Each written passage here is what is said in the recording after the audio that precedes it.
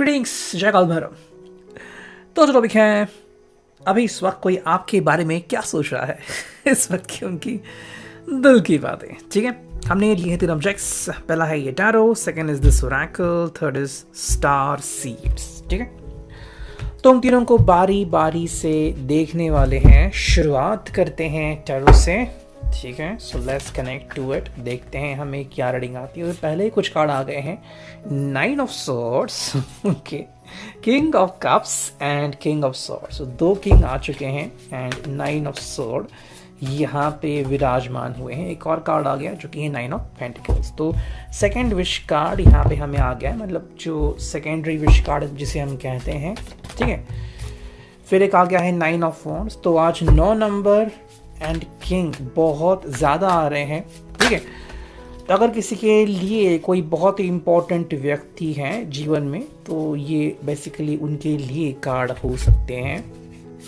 10 of cups आ गया, फिर है 6 of wands, 9 of wands and extra card 3 of cups. ठीक है, सो 9 कार्ड मिल चुके हैं। सो अगर हम सम अप करें तो इस रीडिंग में हमें 9 नंबर काफ़ी ज़्यादा दिख रहा है एंड किंग या फिर अल्टीमेट नंबर। आप इसे कनेक्ट कर सकते हो जो भी व्यक्ति आपके दिल के बहुत करीब है, चाहे आप इसे अपने फैमिली मेम्बर को मान ले या फिर अपने BF GF या फिर हस्बैंड वाइफ को मान ले। ठीक है, सो लेट्स कनेक्ट।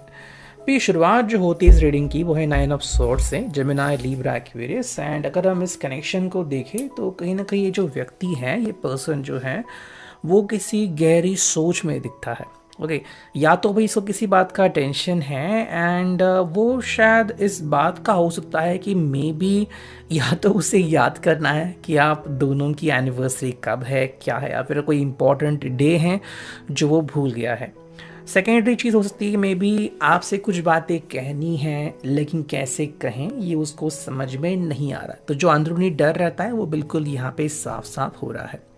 कई बार हमें किसी चीज़ से तकलीफ़ होती है या फिर हम चाहते हैं कि वो चीज़ हम करें या ना करें, डिस्कशन करना चाहते हैं, लेकिन फिर क्या होता है ना कि सामने वाला पर्सन हमें क्या रिस्पॉन्स देगा ये हमें नहीं पता। और अगर दिल से कनेक्टेड है उससे तो डेफिनेटली हमें भी बुरा लगता है। बट कुछ चीज़ें होती है जो डिस्कस करना काफ़ी इंपॉर्टेंट होता है।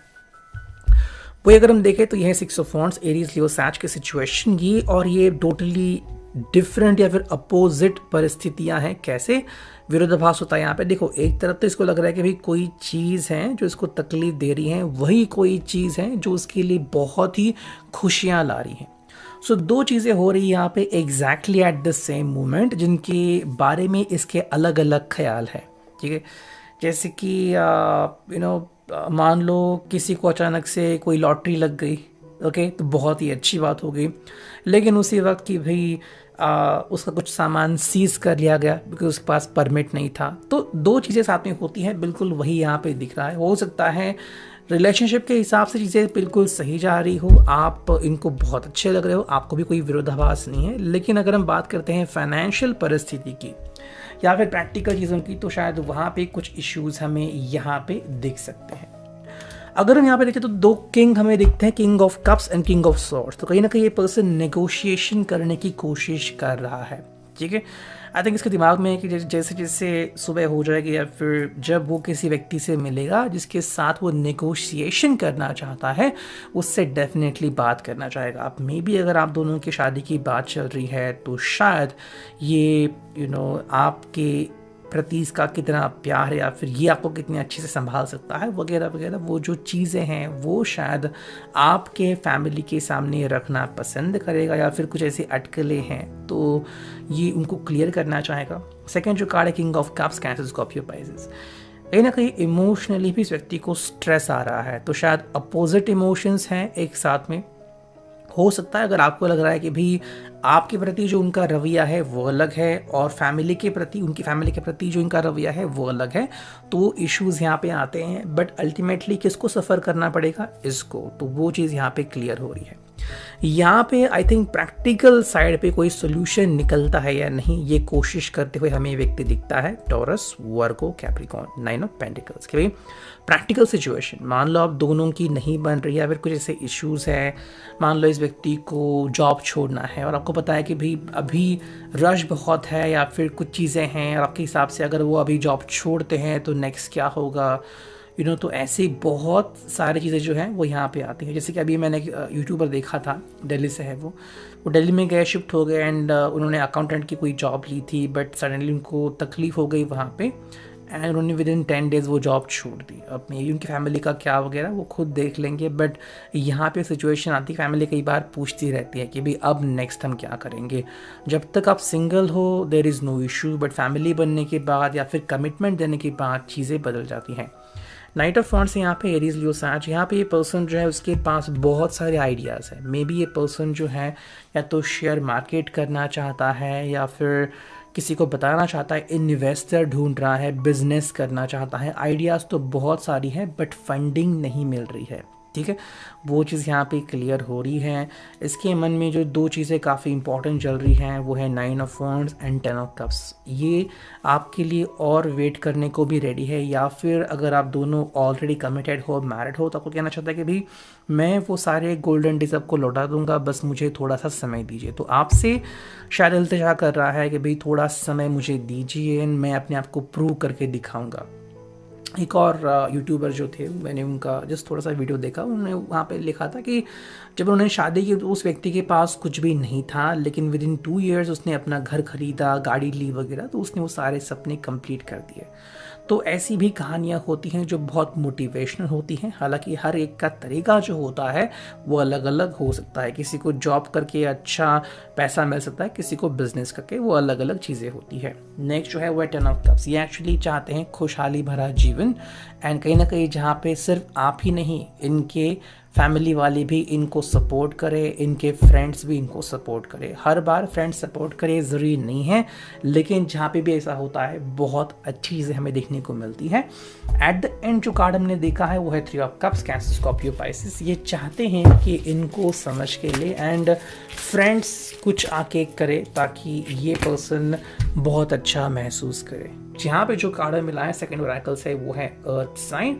एंड अगर हम इस कार्ड को देखते हैं तो क्लियर अंडरस्टैंडिंग है कि ये चाहते हैं कि जो भी ये दिल से सोच रहे हैं या फिर जो इनकी मेहनत है, जो इनके एफर्ट्स है, उनको सराहा जाए। ठीक है, सराहना की जाए उसका कि भी ये बहुत मेहनत कर रहा है। देखो, हर व्यक्ति को अपने फल कब मिलेंगे हम नहीं जानते। जैसे कि कुछ लोग जो होते हैं वो बहुत मेहनत करते हैं और विद इन 1 मंथ 2 मंथ इनको बहुत अच्छा मोटिवेशन मिलता है, फिर लोगों के नाम लेते हैं। कुछ लोग ऐसे होते हैं कि 10 साल से काम कर रहे हैं लेकिन कोई इनका नाम तक नहीं जानता या फिर कोई इनके बारे में पूछता तक नहीं। इसका मतलब ये नहीं है कि ये व्यक्ति जो है वो तारीफ के काबिल नहीं है, लेकिन कुछ अलग सिचुएशन में वो व्यक्ति अटक चुका है। एंड वही चीज़ शायद एक पर्सन आपसे कहना चाहता है।